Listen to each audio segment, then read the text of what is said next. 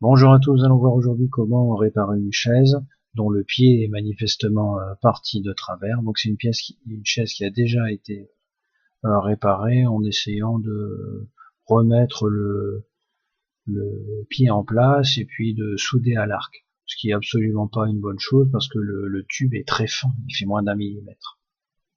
Donc là, il va falloir enlever les coussins d'assise et de dos.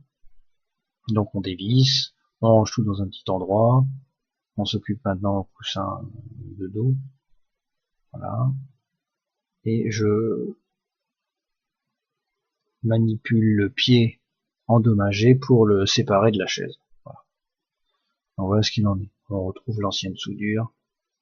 Donc maintenant on va prendre un tube d'acier qui lui est très épais, ça doit être du 3 mm d'épaisseur et au bon diamètre. Donc on va enfoncer dans la première partie, on va dire à peu près jusque là, en force, ce premier tube. Ensuite, on essaie de voir un peu ce que ça peut donner de l'autre côté, mais en fait, il est manifestement trop long. Donc, il va arriver jusque là, ça va pas. Donc, on va en découper un morceau. Voilà. Et puis, on découpe un petit peu ici parce que c'est complètement explosé sur le tube inox de la chaise.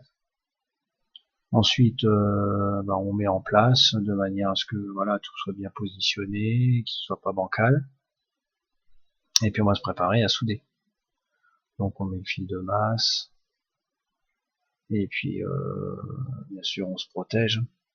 Donc le principe, au début, il faut mettre pas mal de puissance, parce que sinon, vous collez directement. Et si vous mettez de la puissance, beaucoup de puissance, vous collez pas, mais vous faites pas un bon travail, parce que ça fait des grosses étincelles énormes. Donc, le temps que ça chauffe, vous pouvez faire ça, et puis après, on redescend pour fondre tranquillement, beaucoup plus paisiblement les baguettes. Donc c'est la petite astuce que je vous donne, de commencer en force et ensuite de réduire. Donc voilà, je reviens sur mon travail, pardon, hop, excusez-moi, voilà.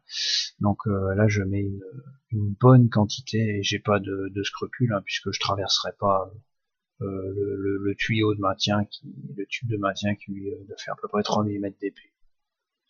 Et même à des endroits où il n'y avait pas de trou, si vous voulez, j'ai soudé pour que tout se fonde. Donc à différents endroits, sur le côté, devant, derrière, etc. Bien sûr, j'en ai pas mis aux endroits des trous pour le support d'assises, évidemment. On percera celui-là. Et puis l'autre. Un petit coup de meuleuse, et puis on perce. Voilà.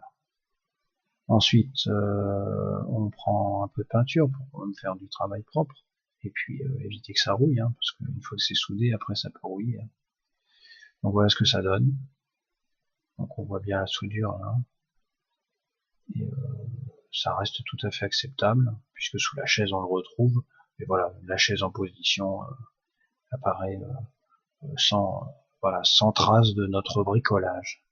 Merci pour votre écoute.